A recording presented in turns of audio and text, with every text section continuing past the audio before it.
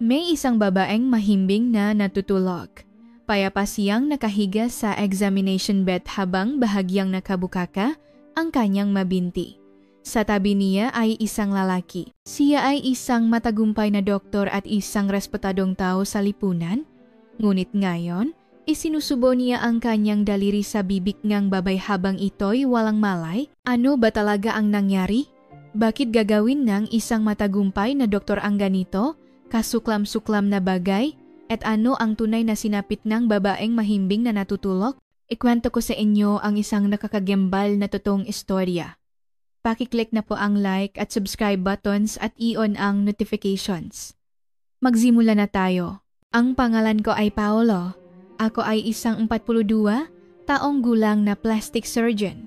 Sa panlabas, ako ay isang matagumpay na doktor. Nagpapatakbo ako ng isang malaki-laking klinika sa Bonifacio Global City, BGC, at kinikilala ang aking husay sa pag-opera. Gayunpaman, ang dahilan kung bakit ko ikinukwento ito ngayon ay dahil sa isang pakakamaling hindi ko na mababawi. Nagsimula ang lahat sa aking matinding pagnanasang sexual. Kakaiba man pakinggan, pero dati pa man ay talagang malakas na ang aking libido. 12 taon na kaming kasal ngang asawa kong si Isabel. Noong una, nag-aalab ang aming pagsasama.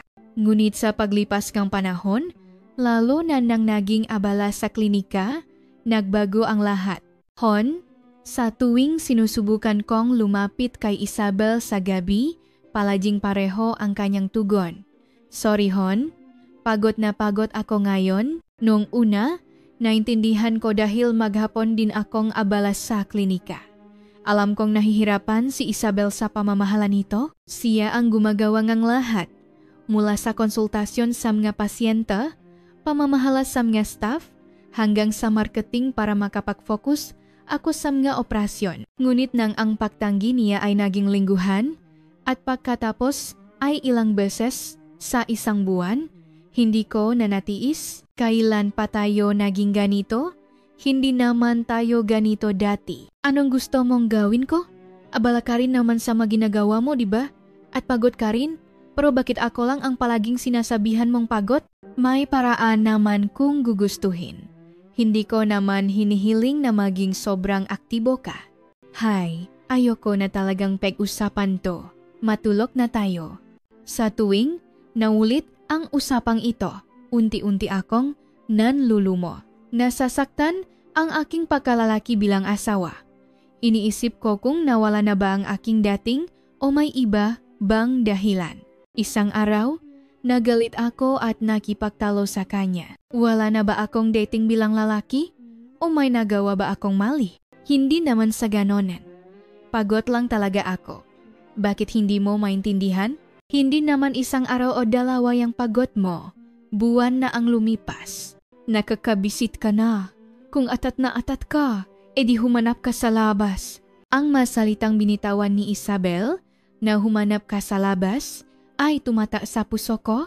Alam kong galit lang siya, pero masakit pa rin. Habang naipon ang samangang loop, ipinagpatuloy ko ang aking pang-araw-araw na buhay bilang isang plastic surgeon. Araw-araw, nakakasalamuha ko ang magagandang pasyente.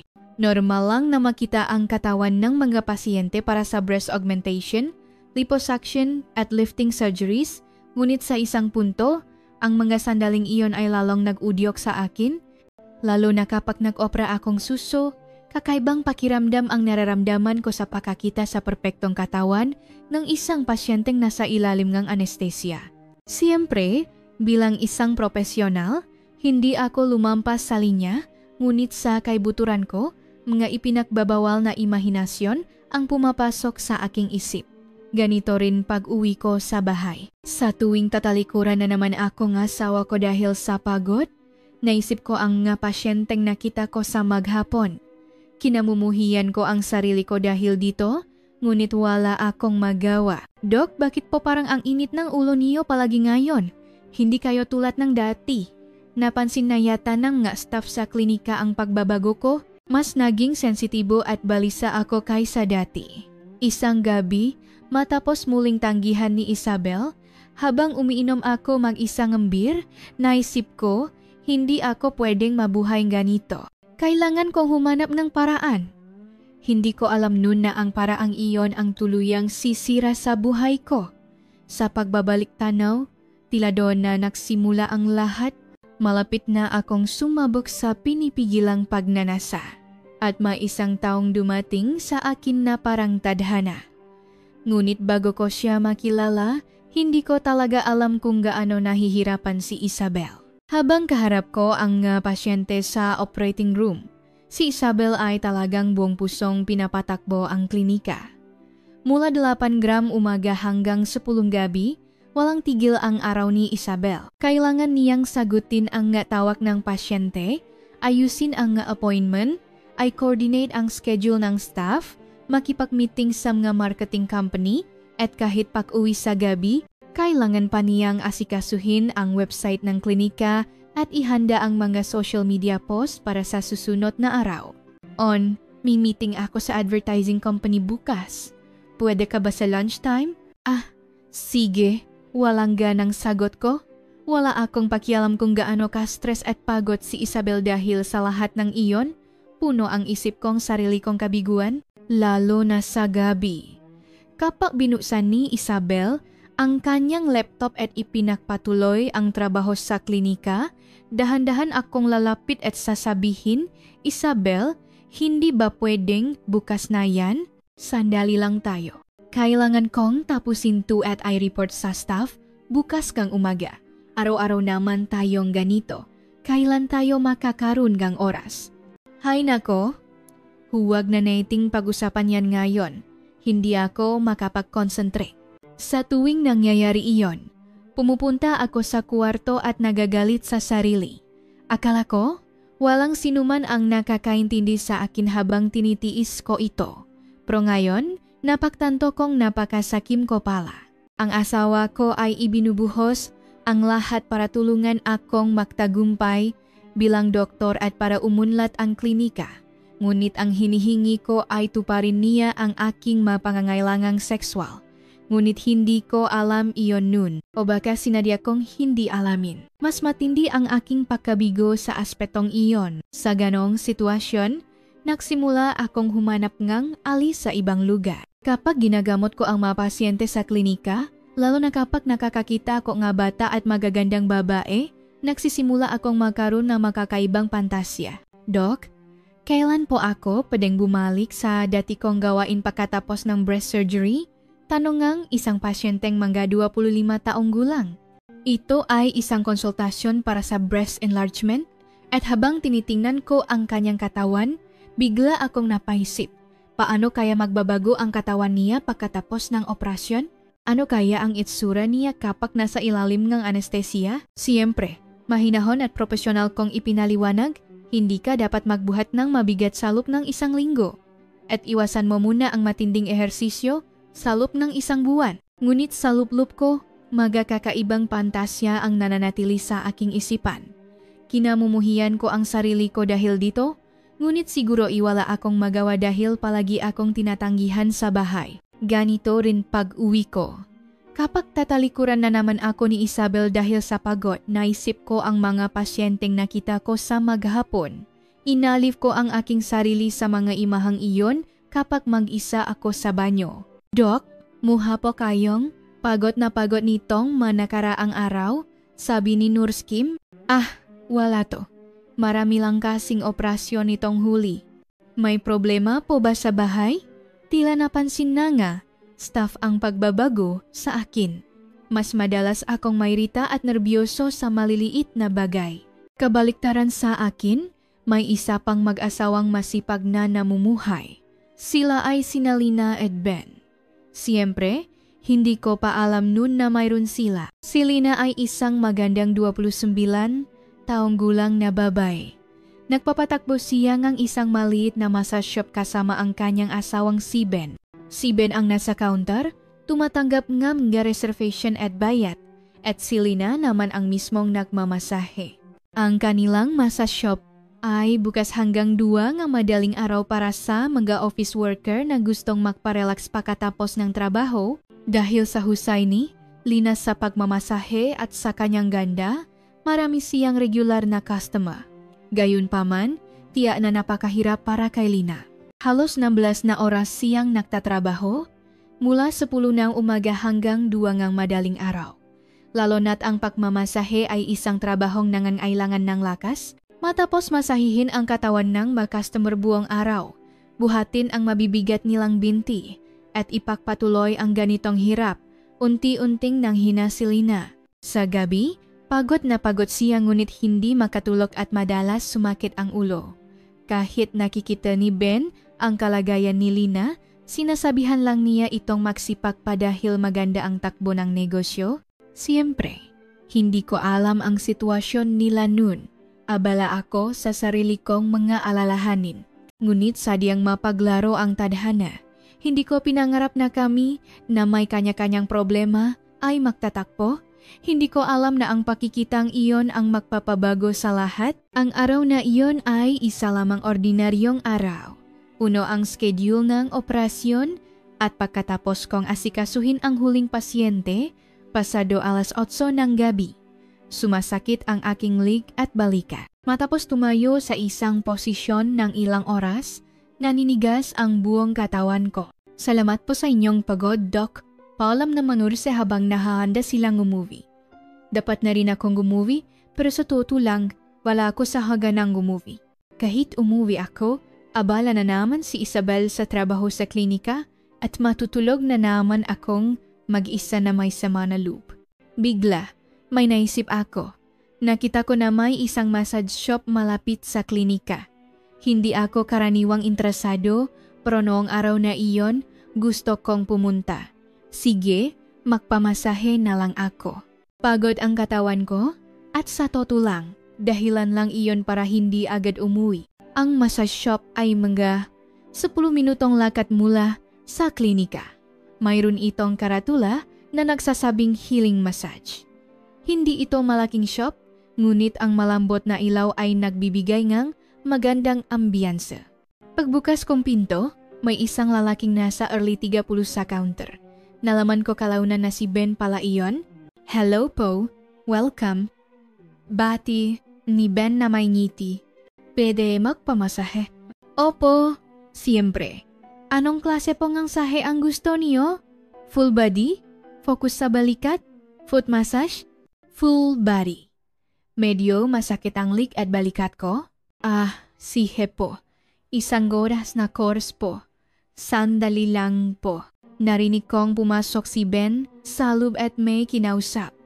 Pagkaraan ngang ilang sandali sir, dito po kayo. Noon ko unang nakita si Lina.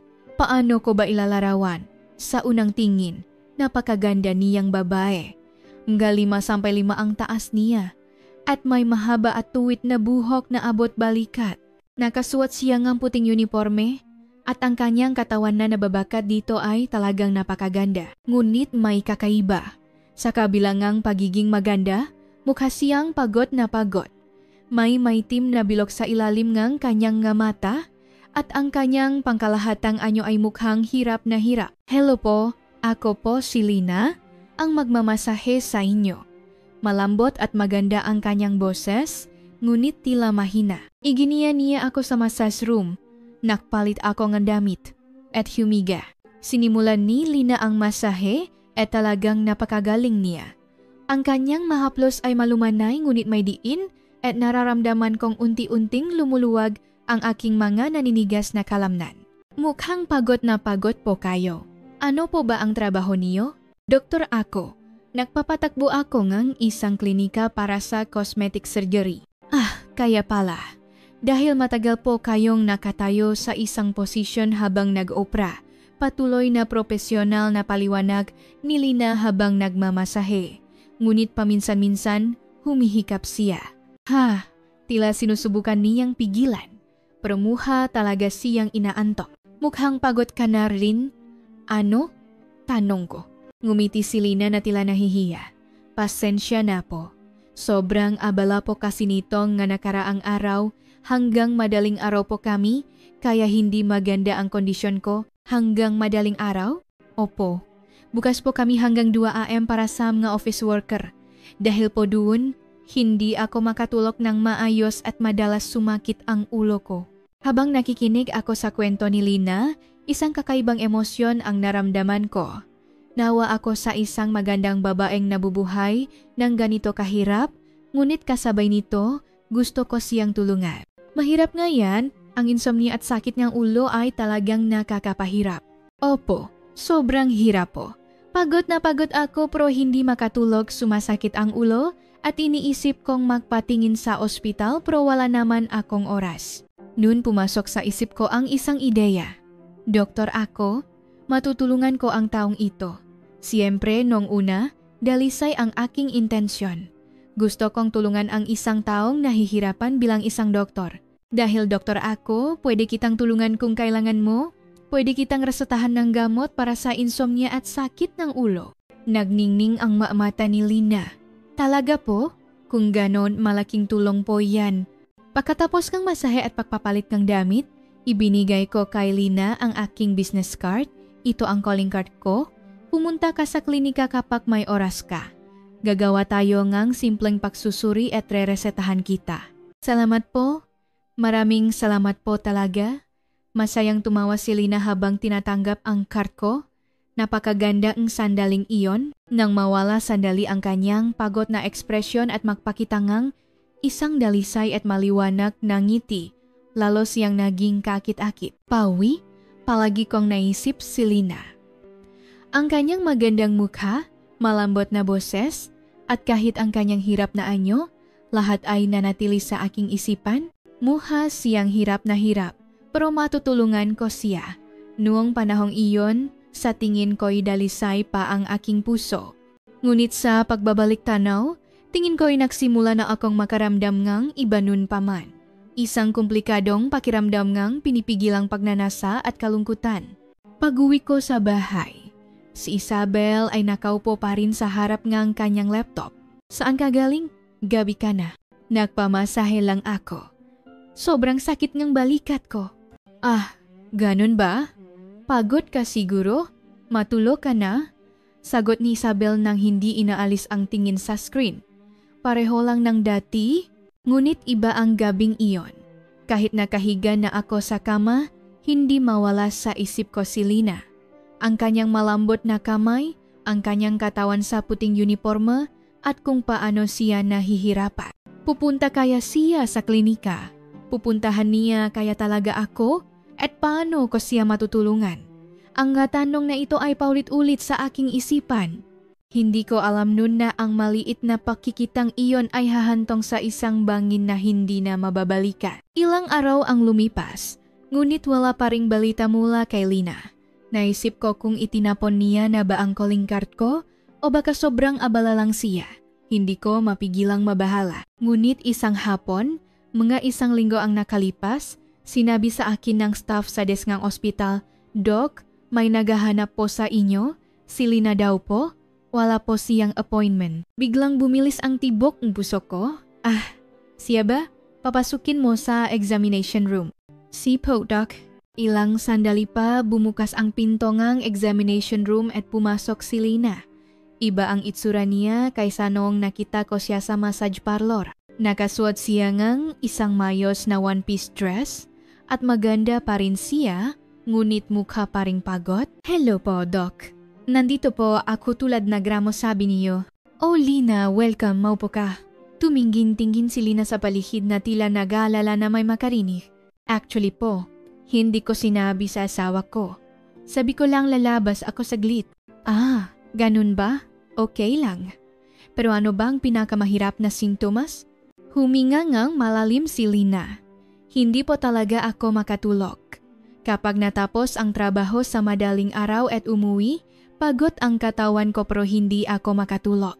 Ang isip ko ay kung saan-saan napupunta at kapag sa wakas ay nakatulog, ilang oras lang ay kailangan ko ng gumising ulit kaya sumasakit ang ulo ko at buong katawan. Habang nakikinig sa kanyang kwento, pinagmasdan ko si Lina. Mukha talaga siyang pagod. Mas lumalim ang dark circles sa kanyang mata at medyo pumayat ang kanyang mukha, napakabigat niyan. Sa totoo lang, ang ganitong sintomas ay mahirap gamutin ng ordinaryong gamot. Ano po ang dapat kong gawin? Desperado ang boses ni Lina, tila wala na siyang ibang malapitan. Noon pumasok sa isip ko ang isang ideya. Sa pagbabalik tanaw, ito ay isang tunay na demonyong kaisipan. Lina, magiging tapat ako sa'yo. Ang mga sleeping inducer ang pinakamabisa para sa ganitong matinding insomnia at stress. Gayunpaman, ang magagamot na ito ay medyo mahirap ireseta ng opisyal. Maraming test na kailangang gawin at makakaroon ng record at baka malaman ng asawa mo dahil sa insurance. Dumilim ang mukha ni Lina. Naku, paano po yan? Nasasukdulan na po talaga ako. Hindi ko na kayang mabuhay nga nito. Sa sandaling iyon, sinabi ko ang isang bagay na hindi ko na mababawi. Kung tutulungan mo ako ng hindi opisyal, possible. Paano po? Ano po ang dapat kong gawin? Tumingin sa akin si Lina na may desperadong mga mata. Bilang kapalit sa pagbibigay ko sa iyong gamot, dapat mayroon ding bagay na may tutulong ka sa akin. Biglang bumigat ang kapaligiran. Tila nahulaan na ni Lina ang ibig kong sabihin. Ano po ang ibig niyong sabihin? Tulad ng alam mo, Lina, tao lang din ako, may sarili akong ma-stress at pagnanasa.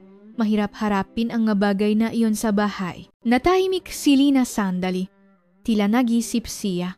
Ano pa ba talagang gusto niyo? Gusto kong inumin mo ang gamot at habang mahimbing kang natutulog, asikasuhin ko ang pangangailangan ko. Magkakatulog ka ng maayos at ako na may matutugunan ang aking mga pangangailangan. Isang katawa-tawang kondisyon. Iniisip ko ngayon, paano ko nasabi iyon? Ngunit nawala ako sa katinuan nun. Matagal na natahimik si Lina. Handa akong tanggihan, ngunit gaano po kahimbing ang tulog? Mahimbing na wala akong maalala? Oh, sobrang himbing na wala kang maalala. Ginhawa ang mararamdaman mo pagising. At sabi ni Doc, oh, gagawin ko ang kailangan kong gawin. Ngunit hindi ito makakasama sa'yo, Lina. Tutugunan ko lang ang aking mapangangailangan. Matagal na katahimikan. Tila malalim ang iniisip ni Lina. Talaga pong wala akong maalala. At hindi makakasama sa katawan ko? Oh, ginagaranti ako. Gagamit ako ngang dosis na ligtas sa medikal na paraan. Nag-alinlangan si Lina sa huling pagkakataon at sinabi sa mahinang boses, sige po, gawin niyo. Hindi ko na po talaga kaya. Sa sandaling iyon, kumabog ang dibdib ko. Hindi ko akalaing magiging possible ito. Kung ganon, kailan natin gagawin? Hindi po ba pwede ngayon na? Dahil sinabi ko naman sa asawa ko na pupunta ako sa ospital. Ngayong? Sige, sasabihin ko sa ibangging playado na may espesyal na treatment ka. Inihanda ko ang pampatulog. Gumamit akong maliit na dosis dahil unang pakakataon pa lang. Baka maging kakaiba kung masyadong matagal siyang matulog. Pagkatapos ng injection na ito, matutulog ka ng mahimbing sa loob ng 30 minuto. Ginhawa talaga ang mararamdaman mo pagising. Sige po, humiga si Lina sa examination bed. Ilang minuto matapos ang injection, nahulog siya sa mahimbing na pakakatulog. At ako, tuluyan nang tumawid sa linyang hindi na mababalikan. Dahan-dahan kong ibinukaka ang ngabinti ni Lina at sinuri ang kanyang katawan. Napakaganda niya, maputing balat, perpektong hubog, at mula sa kanyang pinakapribadong bahagi, may amoy na presko at kaakit-akit. Lahat ng pinipigilan kong pagnanasa ay sumabog sa isang igla.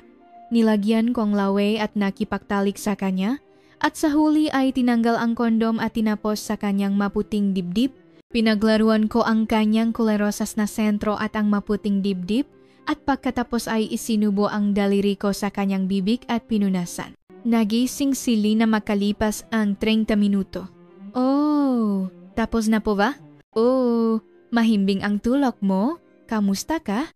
Wow, ang gaan pong pakiramdam ko. Ngayon lang ulit ako nakaramdam ng ganito. Nagising si Lina na masayang tumatawa. Tila wala siyang naaalala.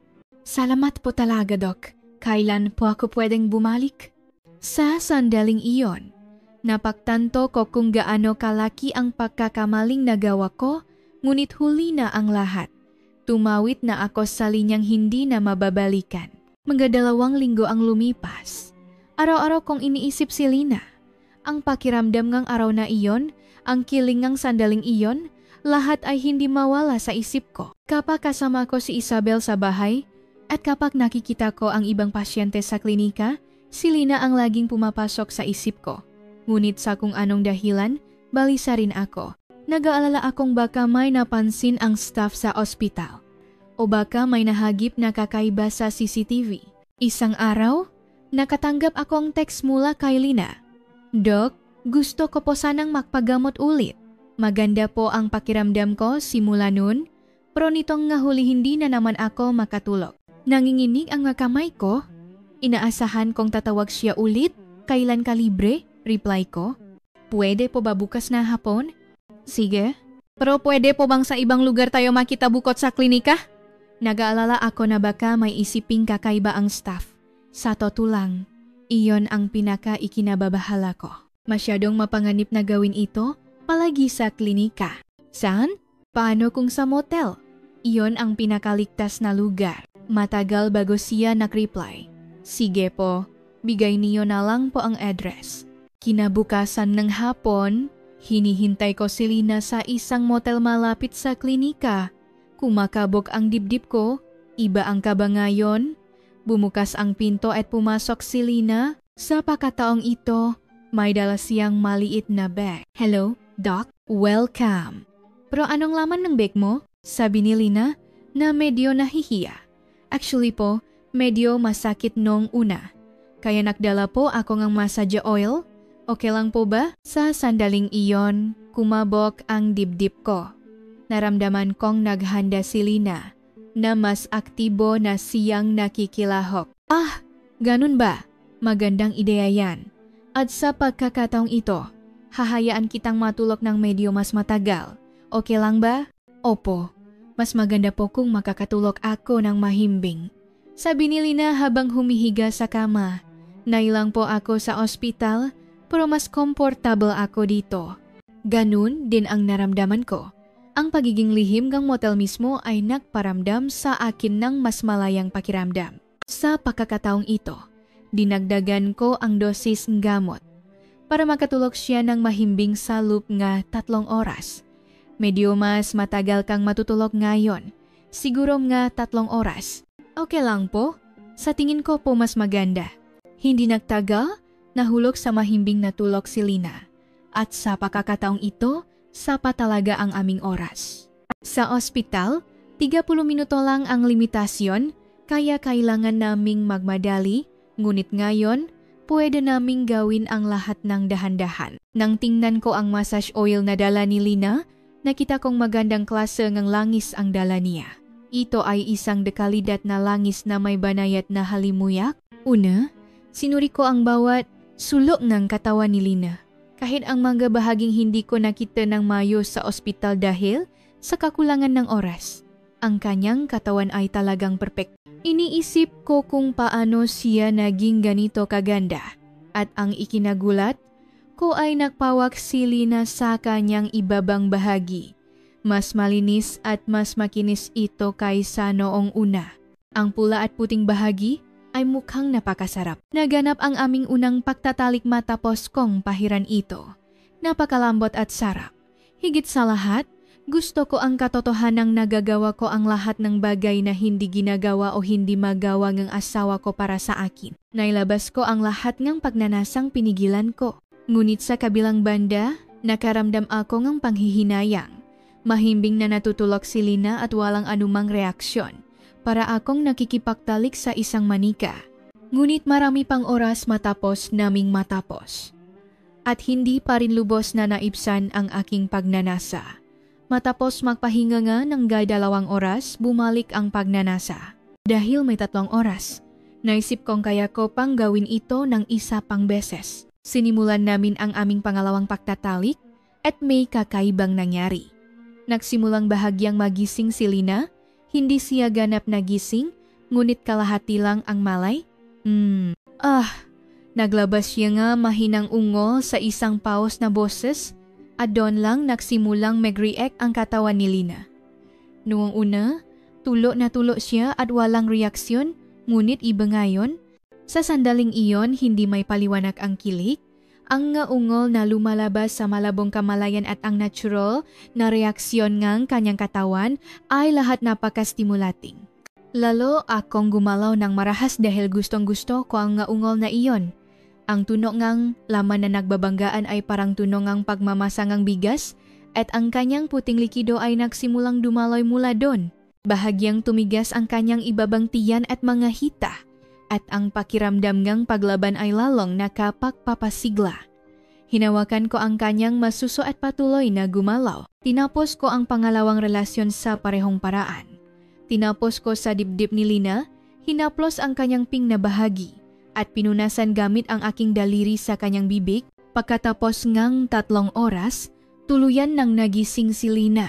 Wow, ang himbing ko talaga. Ngayon lang ulit ako nakatulog ng ganito, tila wala siyang naalala. Sabi niya lang ay gumaan ang pakiramdam niya. Ang ganda talagang kondisyon ko. Talagang epektibo ang gamot na bigay ni Doc. Mabuti naman. Gayunpaman, kung masyadong madalas itong treatment, baka mahirapan ang katawan mo. Sa tingin ko, sapat na ang isang beses sa isang buwan. Ano sa tingin mo? Sa totoo lang, naisip ko rin na kung masyadong madalas, magiging mapanganib. At naisip ko na kung isang beses sa isang buwan, mas magiging desperado at kapanapanabik.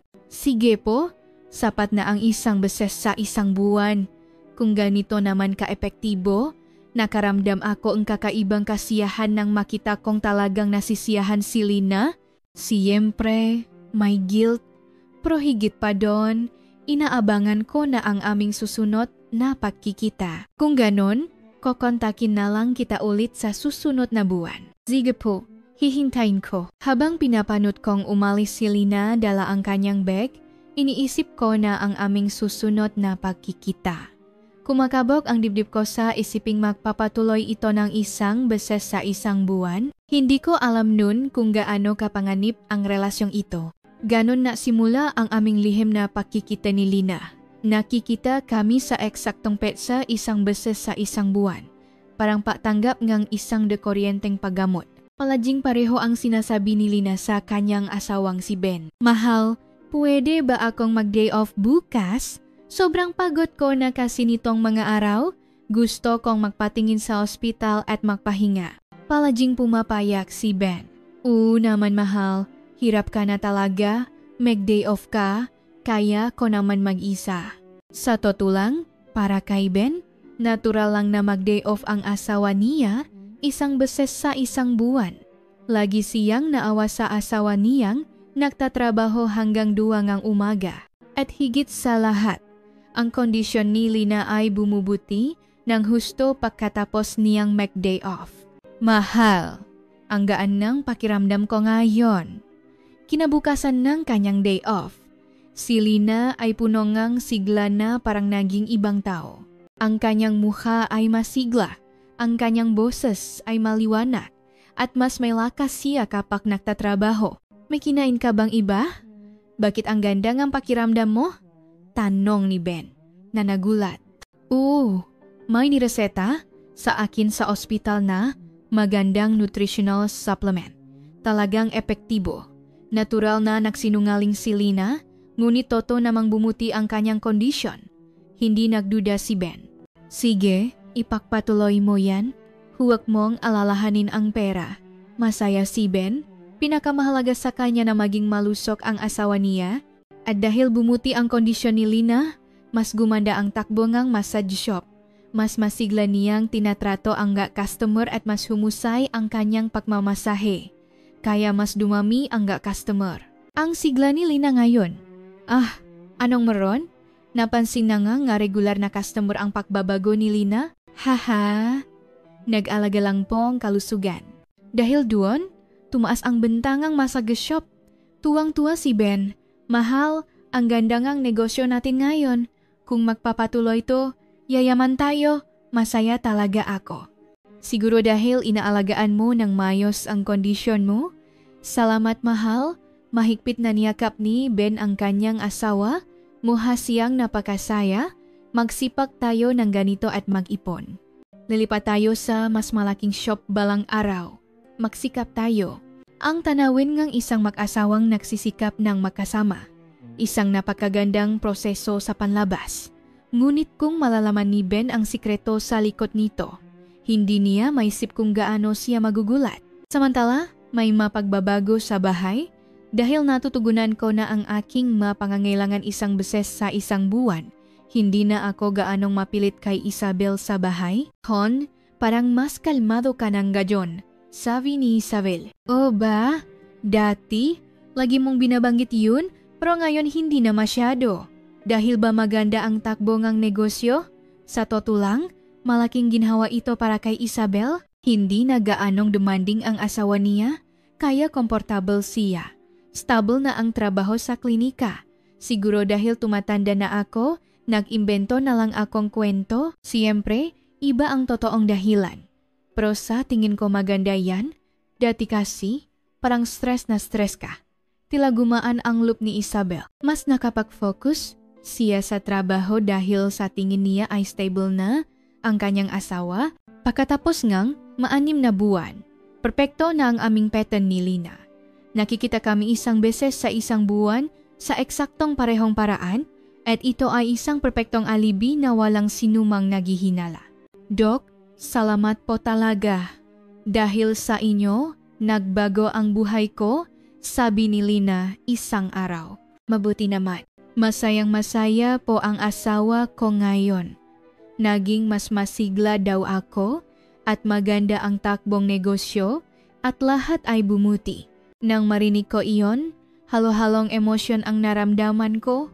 Sa isang banda, proud ako, pero sa kabilang banda, nakakaramdam akong guilt. Ngunit noong panahong iyon, inakala kong maaring magpatuloy ang ganitong relasyon. Isang perpektong balanse kung saan walang nakakalam, walang nasasaktan, at lahat ay masaya. Napaka-inosente ko. Alam kong walang perpektong krimen sa mundo at ang mga kasinungalingan ay tiyak na malalaman din balang araw. Wala akong kalam-alam nun. Nagsimulang magbago ang magay nang pumasok kami sa ikawalong buwan. Mas naging sabik si Lina sa aming buwan ng pagkikita. Doc, kailan po tayo pwedeng makita ngayong buwan? Karaniwan, ako ang unang kumokontak. Pero sa pagkakataong ito, si Lina ang unang nag-text. Isang linggo pa siyang mas maaga kaysa sa schedule. Bakit?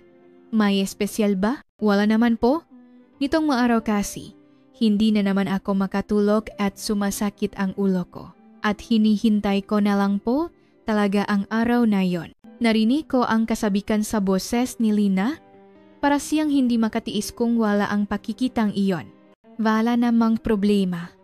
Sige, makita tayo ngayong weekend. Talaga po? Salamat po. Nang marinig ko ang masayang boses ni Lina, nakaramdam ako ng pagmamalaki ng hindi namamalayan. Pakiramdam ko, kailangan niya ako, ngunit kasabay nito, medyo nag-aalala ako. Naisip ko kung masyado na bang nagiging dependent si Lina sa gamot. Lina, madalas ka bang hirap matulog? Tanong ko sa kanya noong nakita kami. Opo, parang mas lumalala po kaysa dati.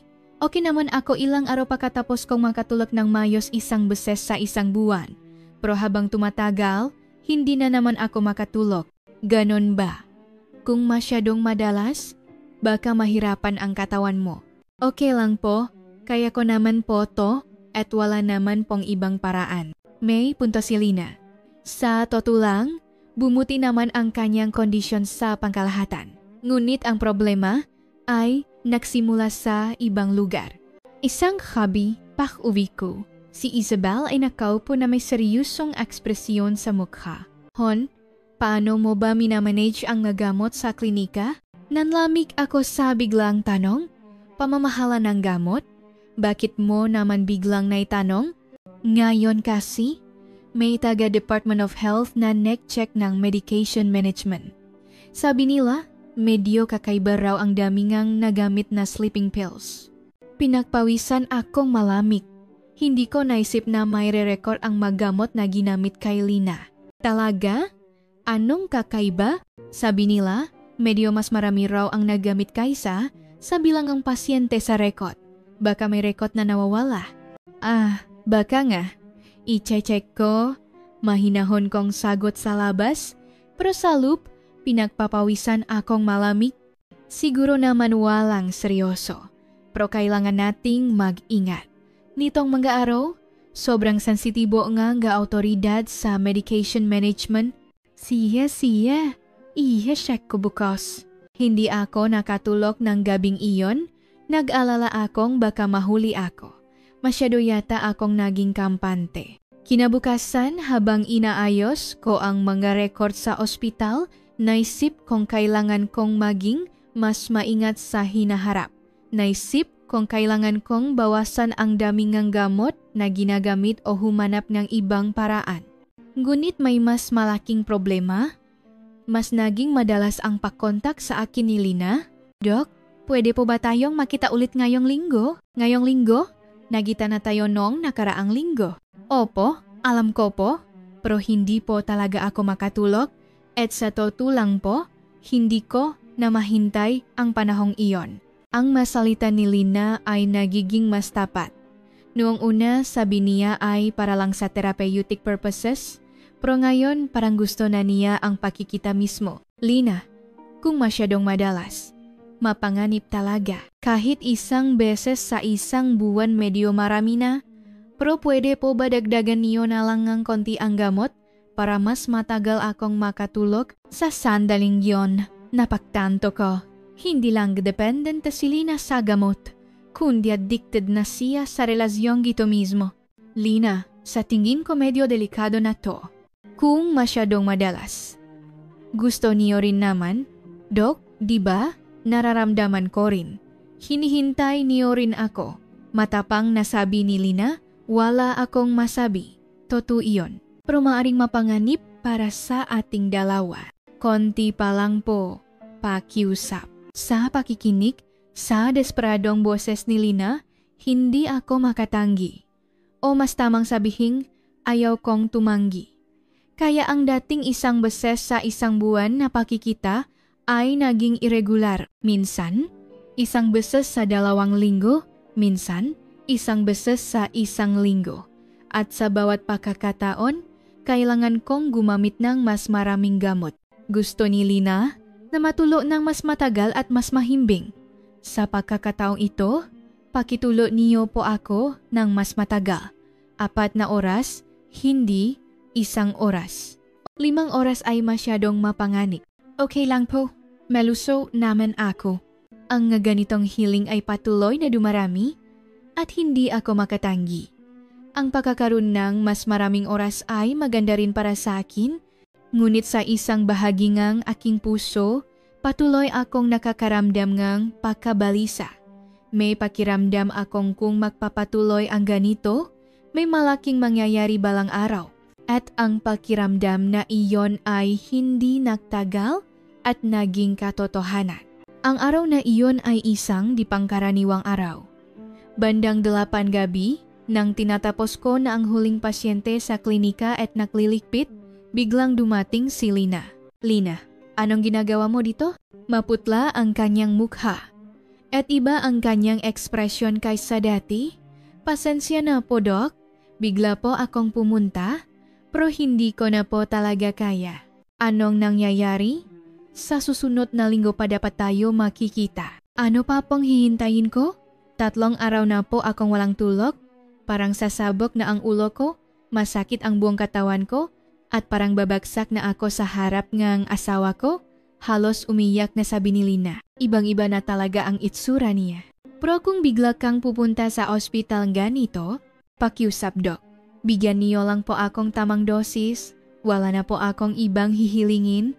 Hayaan niyo lang akong makatulog ng mahimbing. Noong oras na iyon, nag-alinlangan ako. Masyadong mapanganib na gawin iyon sa klinika.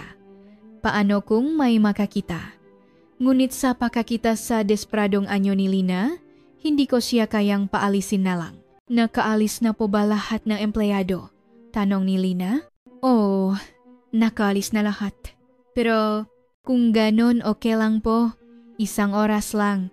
Hayaan niyo lang akong makatulog ng mahimbing sa loob ng 1 oras. Sa huli, wala akong nagawa kundi pakbigyan ang hiling ni Lina. Muha siyang kaawa-awa. Sige, pero kailangan nating mag-ingat at wala tayong ibang gagawin ngayon dahil ospital to. Opo, alam ko po. Gusto ko lang makuha ang tamang dosis at makatulog. Humiga si Lina sa examination bed.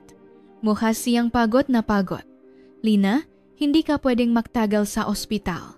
Matulog ka lang ng mahimbing sa loop ngang 1 oras at gigisingin kita. Kailangan ko na ring umuwi. 1 oras. Medyo maikli. Pero delikado kasi ospital to. Sa halip, sisiguraduhin kong makatulog ka ng maayos. Sige po. Nagpapasalamat po ako. Sa huli, nahanda akong 1 dosis ng gamot na makatulong sa kanyang makatulog ng mahimbing sa loop ng 1 oras. Sige, tanggapin mo na ang injection, makakatulog ka na ng comfortable, gigisingin kita sa loop ng 1 oras. Ilang minuto matapos ang injection, nahulog sa mahimbing na tulog si Lina, naging payapa ang kanyang mukha. Ginugol ko ang oras sa pag-ayos ngang gamit sa klinika. Naghanda rin ako para sa operasyon bukas. Paggalipas ngang 1 oras, ginising ko si Lina. Lina, gising na, oras na. Ngunit walang tugon. Lina, Lina. Bahagya kong inalog ang kanyang balikat, ngunit walang reaksyon. May mali. Agad kong sinuri ang kanyang pulso, ngunit walang pulso. Hindi pwede. Sinuri ko ang kanyang pahinga, ngunit tuluyan na itong huminto. Patay na si Lina. Anong gagawin ko? Umikot ang aking isipan. Tatawag ba akong ambulansya o hindi? Ngunit kung tatawag akong ambulansya, malalaman ang lahat. Noong oras na iyon, gumawa akong isang napakasamang desisyon. Sa halip na i-report sa 911, tinawagan ko si Isabel. May nangyari. Pumunta ka sa klinika bilis. Bakit? Anong nangyayari? Yung pasyente. Nagaroon ngang medical accident. Bilisan mo. Mula sa sandaling iyon, nagsimulang dumaloy ang lahat sa isang direksyong hindi na mababalikan. Kinitil ko ang buhay ngang isang inosenteng tao dahil sa aking mga pagnanasa. At ngayon, sinusubukan kong isama ang aking asawa sa kakilakilabot na bagay na ito. Pakalipas ng 30 minuto, dumating si Isabel sa klinika. Hon, anong nangyayari? Kakaiba ang boses mo sa telepono at bakit ang putla mo? Hindi ako makapagsalita. Paano ko ito ipapaliwanag? Isabel, may malaki talagang problema. Dinala ko si Isabel sa examination room. Nakita niya si Lina na nakahiga. Nagulat si Isabel. Ano to? Sino tong babaeng to? Bakit siya ganito? Ginagamot ko ang insomnia niya. Tapos bigla siyang naging ganito. Anong klaseng gamutan ang ginawa mo? Allergic reaction ba sa sleeping injection? Bigla na lang siyang huminto sa pahinga. Isang kasinungalingan, ngunit sa sandaling iyon, wala na akong ibang masabi. Kung ganon, kailangan nating tumawag agad sa 9111. Anong ginagawa mo? Iyan ang problema. Anong problema? Ang pasyenteng ito ay hindi rehistradong pasyente at may problema sa gamot na ginamit sa kanya. Tumigas ang mukha ni Isabel. Anong sinasabi mo? Hindi rehistradong pasyente? Isang kakilala. Sinubukan ko lang siyang tulungan dahil sobrang hirap na niya. Pero hindi ko akalaing mangyayari to. Balih ka ba? Anong gagawin natin ngayon? Sumigaw si Isabel sa takot. Kung tatawag ako sa 911, mababawi ang lisensya ko at makukulong ako. At malulugi ang ospital at matatapos tayong lahat. So anong gagawin natin? May namatay na tao. Kaya kailangan ko ang tulong mo. Tinitigan ako ni Isabel. Huwag mong sabihin, anong iniisip mo ngayon? Wala nang ibang paraan. Kailangan nating ayusin to nang tayo lang. Ayusin? Paano? Hindi ko matapos ang sasabihin ko. Sobrang kakilakilabot, umatras si Isabel. Balif ka na, makatuwiran ba yan? Isabel, makinig ka sa akin. Wala na tayong ibang pagpipilian. Kung tatawag tayo sa 91, tapos na talaga tayo. Pero hindi pwedeng ganon. Ano? Papaya kang makulong ako at iwanan kang mag-isa. Wala kang pakialam kung masira ang lahat ng pinahirapan natin. Nagsimulang umiyak si Isabel. Bakit? Bakit mo ginawa to? Bakit? Sorry. Sorry talaga. Pero hindi ito ang oras para pag-usapan yan.